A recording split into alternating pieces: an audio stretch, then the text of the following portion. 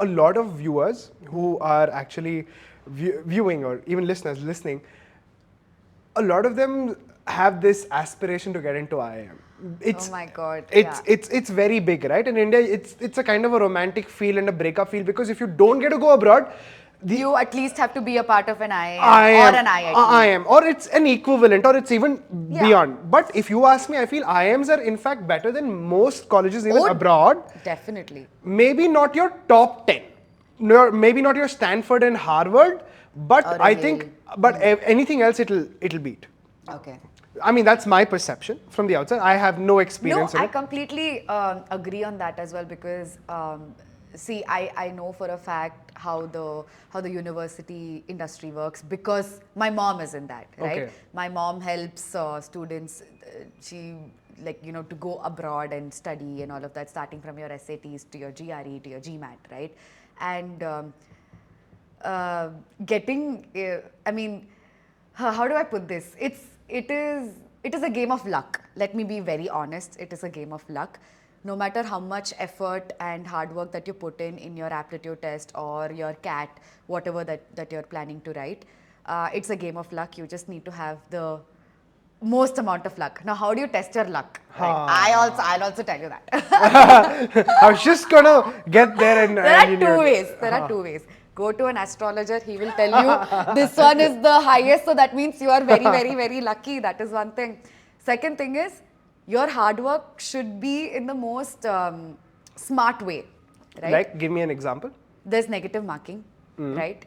You should understand how to break that negative marking algorithm.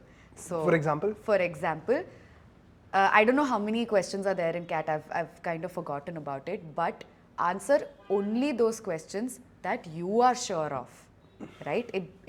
It works on a percentile system, not a percentage.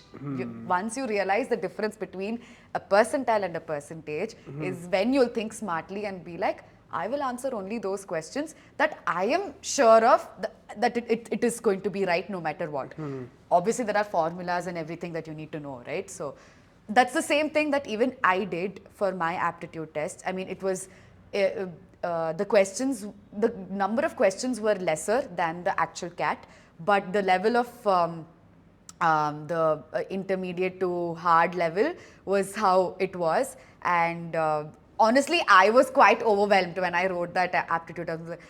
My mom is sitting right in front of me. It was online. Yeah, it was online. And then I'm telling Amma, agala bidu, and all of that. So, I mean, math is something that could have been changed, right?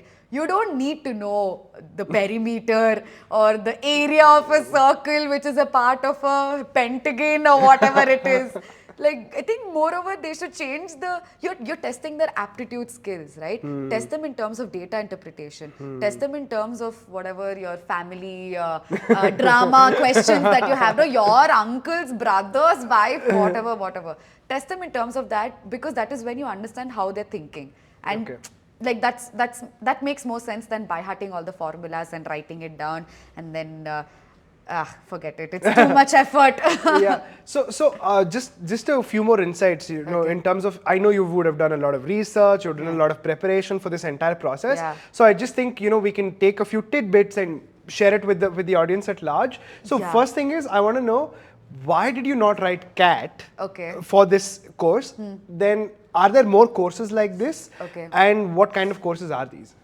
Okay, so I was sure that I wanted to do something with advanced business analytics or something to do with an MSc in business analytics. Sorry, business analytics. Wow. Okay, done. So I was really sure about that. So once I did my research, I got to know that there are only 2 colleges here in India which have that, right? One is your IT Kharagpur, IIM Calcutta and ISI in collaboration. It is a 2-year program that you can be a part of, and for that you need to write a CAT. Now I was too late for that, because I was thinking I'm going outside the country and I'm going to do my masters there, right? But then when reality hits you in terms of money and everything, that's when you take a step back. Now I was also looking at your upgrad and what other courses that you can do online or whatever it is, and that's when randomly one day on Instagram it popped up that IIMA has this course called Advanced Business Analytics. Oh, wow. And I was like, Mom, did you know about it? She's like, no, go check that out. So immediately I went and I checked it out. Obviously, it's an IIM A, not even BC. It is A, right?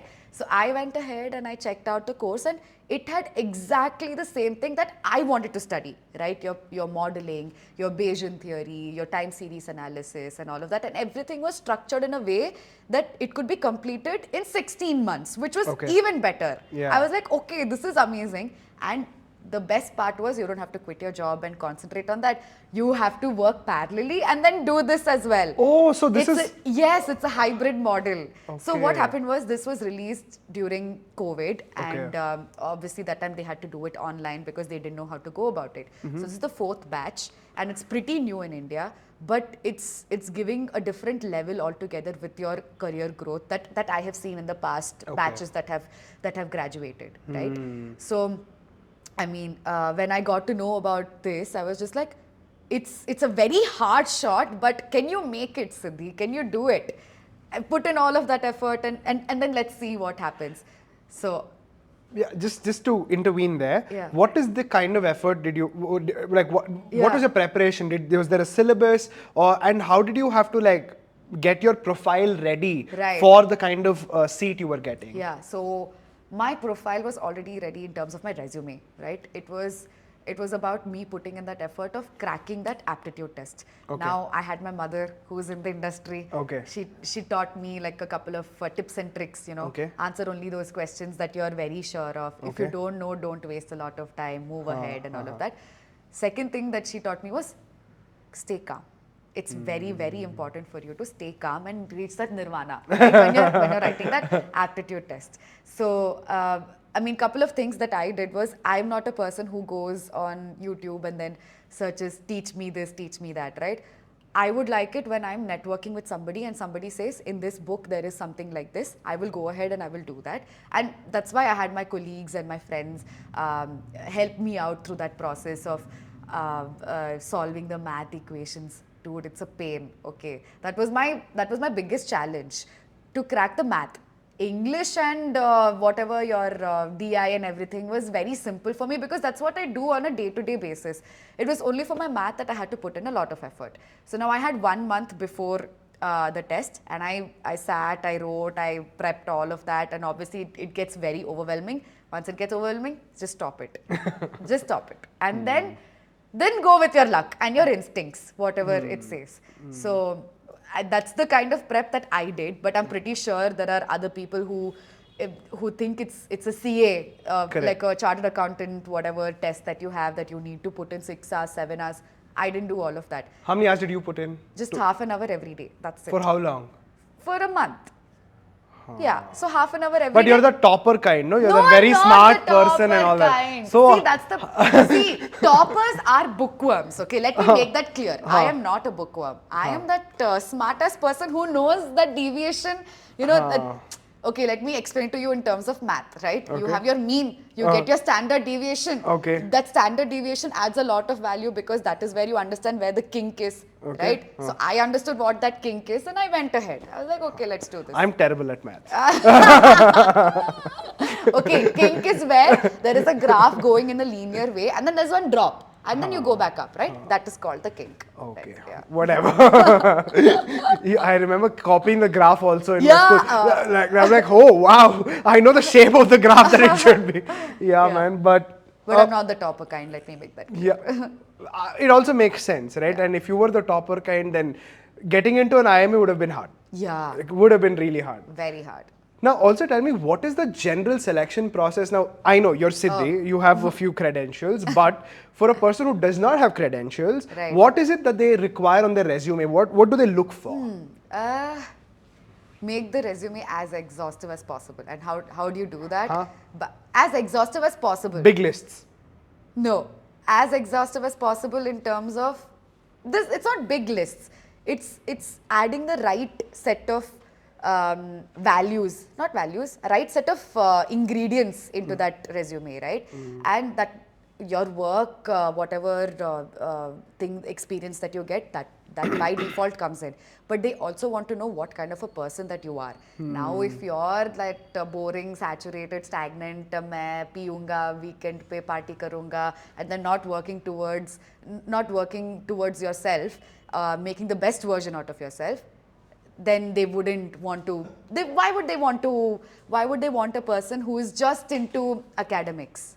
Right? So for you, that would have been acting, content creation. Yeah, and it also meant like with the different skill set that you come in, right? Okay. And your communication, your soft skills, your hard skills, all of that matters. You do your work experience, that is one place. By default, they're going to check it out. But they also want to know what kind of a person that you are. Correct. Okay. And do you mean something, or do you stand out in that community? Makes right? sense. So, I was going through. I was going through a reel, and then I also was doing a class at Transcend itself, and I was telling some of these kids, like, when you get into Harvard, or Stanford, and if it's your dream, marks is one out of the 7 things that you have to really focus on. Definitely. And in that content reel that I was watching, there was one mention of what resonated with what you said. They want to really test your why in terms of your purpose, and they also want to test whether you've actually applied it in the past. Correct. Not just that you want to put your why and purpose up ahead in the future. Just for Harvard or Stanford, but you've done that in the past. Makes sense. Yeah, absolutely. And one of the things is this social responsibility, right? Have you contributed to a bigger cause and all of that? Yeah, here people pay money and get that certificate, but I mean, it's just the Indian nature. But yeah, that's what I said, right? Your soft skills and your hard skills matter a lot. A lot.